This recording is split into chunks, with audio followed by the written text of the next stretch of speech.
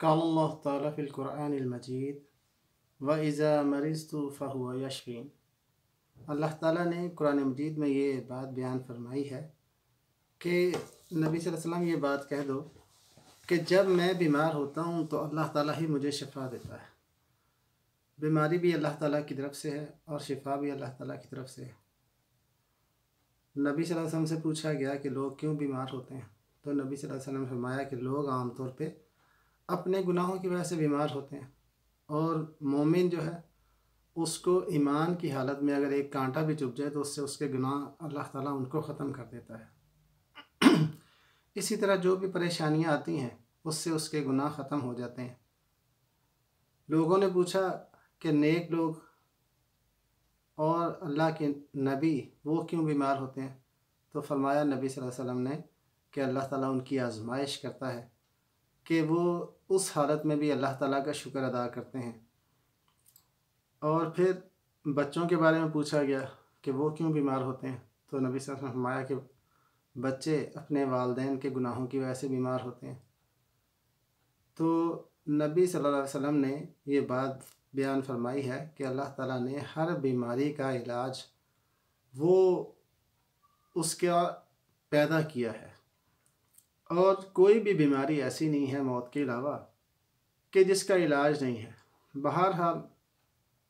یہ انسان کے اوپر چھوڑ دیا گیا ہے کہ اس کے علاج کو وہ ڈھونڈے اور تلاش کرے، اس کی دریافت کرے۔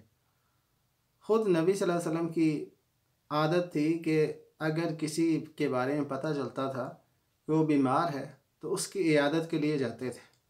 صحابہ کرام میں سے بھی کوئی بیمار ہوتا تھا تو اس کی بھی عیادت کے لیے جاتے تھے، حتیٰ کہ ایک یہودی جو تھا اس کے بیٹے کے لیے کی عیادت کے لیے بھی گئے، اور نبی صلی اللہ علیہ وسلم نے اس سے کہا کہ تو لا الہ الا اللہ کہہ دے، قل لا الہ الا اللہ تفلح، تو کامیاب ہو جائے گا۔ تو اس یہودی نے اپنے بیٹے سے کہا کہ بیٹے ابو القاسم کی بات کو مان لو، تو اس نے مرنے سے پہلے لا الہ الا اللہ کہہ دیا۔ تو نبی صلی اللہ علیہ وسلم نے اللہ تعالیٰ کا شکر ادا کیا کہ قیامت والے دن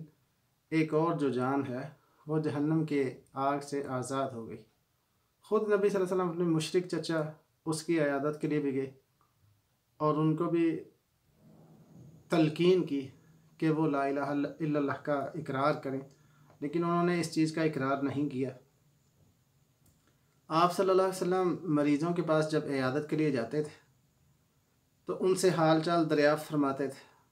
ان کی حوصلہ افزائی بھی فرماتے تھے، اور کہتے تھے کہ لا باس طہورن انشاءاللہ، کہ غم کی فکر کی کوئی بات نہیں ہے، یہ جو بیماری ہے آپ کو گناہوں سے پاک کر دے گی۔ اس کے علاوہ نبی صلی اللہ علیہ وسلم وہ مریضوں کو دم بھی کیا کرتے تھے اور اپنے ہاتھ سے دائیں ہاتھ سے ان کو سہلاتے بھی تھے۔ اکثر نبی صلی اللہ علیہ وسلم مریضوں کے اوپر 3 بار یہ دعا بھی پڑھا کرتے تھے، اللہم رب الناس اذھب الباس واشف انت الشافی لا شفاء الا شفاؤک شفاء لا یغادر سقما، کہ اے اللہ لوگوں کے پالنے والے اس دکھ کو دور فرما، بیماری کو دور فرما اور شفا عطا فرما، تو ہی شفا دینے والا ہے، تیرے سوا کہیں سے شفا نہیں مل سکتی ہے، اور پھر ایسی شفا دے کہ کوئی بھی بیماری جو ہے وہ باقی نہ رہے۔ نبی صلی اللہ علیہ وسلم نے حضرت سعد کے لیے بھی دعا کی تھی کہ اے اللہ سعد کو شفا دے دے، اللہم اشف سعدا،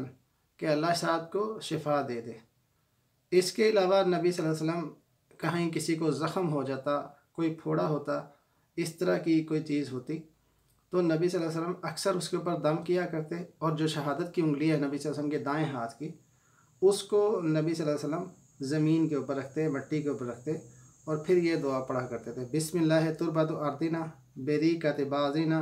یشفی سقیمنا باسم ربنا، کہ اللہ کے نام سے ہماری زمین کی مٹی ہم میں سے بعض کے تھوک سے، بعض کے لعاب سے ہمارے بیمار کو شفا دے دے گی۔ اس طرح نبی صلی اللہ علیہ وسلم نے دم کرنے کی اجازت بھی دی۔ نبی صلی اللہ علیہ وسلم نے ہر اس دم کو کرنے سے منع کر دیا، اس کو حرام کرا دیا جس کے اندر شرک کے الفاظ ہوں، بلکہ جو بھی دم جس کے اندر شرک کے الفاظ نہیں تھے اس کے کرنے سے اگر مریضوں کو کوئی شفا ہوتی تو نبی صلی اللہ علیہ وسلم اس کی اجازت دے دیتے۔ اور قرآن مجید میں سے اس کی آیات جیسے وَإِذَا مَرِضْتُ فَهُوَ يَشْفِينِ وَنُنَزِّلُ مِنَ الْقُرْآنِ مَا هُوَ شِفَاءٌ وَرَحْمَةٌ لِّلْمُؤْمِنِينَ، سورۃ الفاتحہ پڑھ کے بھی دم کرنا ثابت ہے نبی صلی اللہ علیہ وسلم سے۔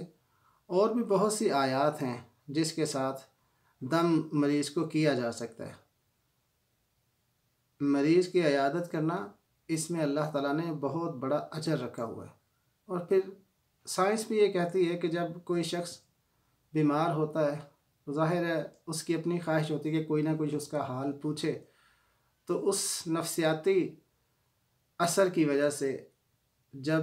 کوئی اس کا حال پوچھنے جاتا ہے، اس کی حوصلہ افزائی کرتا ہے، تو اس سے اس کو حوصلہ ملتا ہے اور اس کی قوت مدافعت ریزسٹنس بڑھتی ہے اس بیماری کا مقابلہ کرنے کے لیے۔ تو ہم میں سے بھی ہر شخص کو چاہیے کہ وہ نبی صلی اللہ علیہ وسلم کے اس طریقے کے اوپر عمل کرنے کی کوشش کرے۔ اللہ تعالیٰ ہم میں سے ہر ایک کو بیماریوں سے محفوظ رکھے، اور اگر کوئی بیمار ہو جائے تو ہمیں اس بات کی اللہ تعالیٰ توفیق دے کہ ہم جائیں اس کا حال پوچھیں جہاں تک ہم سے ہو سکے، اس طریقے کے اوپر جیسے نبی صلی اللہ علیہ وسلم نے کیا، اور اس کے اوپر دم کرنا، اس کا اگر اس کو کوئی بھی چیز چاہیے، کہیں اس کو ہاسپٹل جانا ہے، گاڑی نہیں ہے اس کے پاس، تو اس کو اگر ہمارے پاس وقت ہے ہم جا سکتے ہیں تو ہمیں اس کی مدد کرنا چاہیے۔ خود نبی صلی اللہ علیہ وسلم نے یہ بات بیان فرمائی ہے کہ میں اگر کسی مسلمان کا ایک چھوٹا سا کام کر دوں تو میں اپنے آپ کے لیے اس بات سے بہتر سمجھتا ہوں کہ میں 20 دن حرم میں بیٹھ کر اعتکاف کروں۔ آپ دیکھیے کہ حرم کے اندر بیٹھ کر اگر انسان اعتکاف کرے تو وہاں وہ کتنی نمازیں پڑھتا ہے، اور پھر ایک ایک نماز کا اجر کتنا زیادہ ہے حرم کے اندر۔ لیکن اگر کوئی شخص کسی مسلمان کا کام کرتا ہے تو اللہ تعالیٰ نے اس کے لیے کتنا بڑا اجر رکھا ہے۔ اللہ تعالیٰ مجھے بھی اور آپ کو بھی ان باتوں کی سمجھنے کی، دوسروں کو سمجھانے کی اور ان پر عمل کرنے کی توفیق دے، اور جیسا بھی ہم سے ٹوٹا پھوٹا نیکی کا عمل ہو جائے اللہ تعالیٰ اس کو قبول کر کے دنیا اور آخرت میں ہمیں کامیاب کر دے۔ سبحان ربک رب العزت عما یصفون وسلام علی المرسلین والحمد للہ رب العالمین۔